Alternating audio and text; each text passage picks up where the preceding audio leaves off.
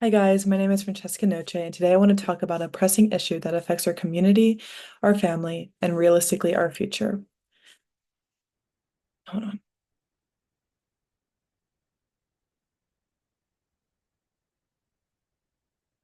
Hi guys, my name is Francesca Noce, and today I want to talk about a pressing issue that affects our community, our family, and realistically our future. I am here to discuss why Texas should implement strict gun control measures and why I want y'all to agree with me regarding this standpoint. Although statistics and political ideologies come into play with this topic, most importantly, we should be focusing on our public safety and the safety of one another. Texas should implement strict gun control measures in order to prevent the escalating rates of gun violence, to enhance public safety, and to comply with social needs and expectations. Unfortunately, I want to start off the speech by confronting the reality of it all. Texas has witnessed disturbing and shocking increase in gun-related incidents over the years. Our state had to deal with multiple mass shootings that have led Texan residents to realize that other than mass shootings, we deal with daily measures of gun violence that go unreported, which alters our statistics. According to the Statistica website, it has proven that Texas has a 15.7 per 100,000 resident rate of gun deaths in 2024. If we're going off those statistics, Texas has 29 million people, which would mean that 4,553 of those residents were killed due to some sort of gun violence. I want us all to think back to 2022. The Uvalde mass shooting occurred during this year and caused many tragedies within families and the residents of the state of Texas. In the New York Times article regarding the Uvalde school shooting, it states that on May 24th, an 18-year-old gunman killed 19 students and two teachers at Robb Elementary School in Uvalde, Texas. Stated in the CNN article, this was the deadliest school shooting since the tragedy of Sandy Hook Elementary, which occurred in 2012. Along with this, gun-related deaths have been at a record high the past few years in Texas. You can see here in this picture how much these gun-related deaths have escalated from the year 2011 to 2022. Along with this, we are at record high for how many guns have been bought in Texas.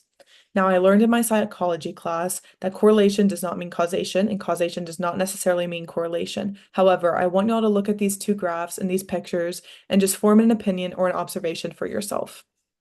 Coming from someone who is conservative and comes from a conservative background, I truly believe and stand for the Second Amendment. However, I want to clarify that implementing strict gun control measures is not meant to take anyone's rights away. It is about protecting our people and our rights, the right to live without fear of gun violence.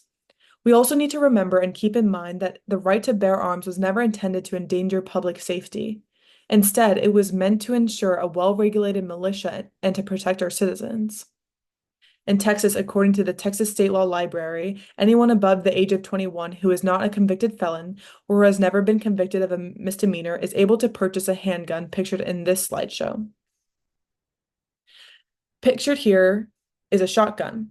Texas law has not put any restrictions on who can carry a long gun, such as a rifle or a shotgun. According to Texas Tribune, before 2021, anyone who wished to carry a gun needed to have a license to carry or an LTC, which requires specific training and testing. Coming from a family who loves to hunt and fish, I understand the love and exhilaration that Texans find in hunting. Most shotguns purchased are used to hunt. However, sometimes they are used for violence. People tend to take advantage of these shotguns and use them for needs that are not what they are meant for, such as fishing and hunting. I believe that Texas should start by implementing stronger background checks and ensuring responsible gun ownership through licensing and registration. This way, we can significantly reduce access to firearms among those who can be seen as dangerous to themselves or to others. I want to end this by saying the only time for change is now. We need to think about our future generations and think about how gun violence trends will progress if we don't take measures now. Look back at those graphs, look back at those pictures, and notice how 10 years ago gun violence was much lower than it is now, and think about how will it escalate and how will the trend keep on going in 10 years from now. Rather than waiting for another tragedy to strike, we should begin to think and take action of precautionary measures. The state of Texas should come together regardless of our political affiliations, which tend to split Texas into two.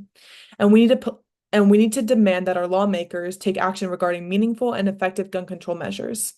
We need to stand up for our right to live in a state where safety and security are not privileges and they're not questionable, but instead they are guaranteed.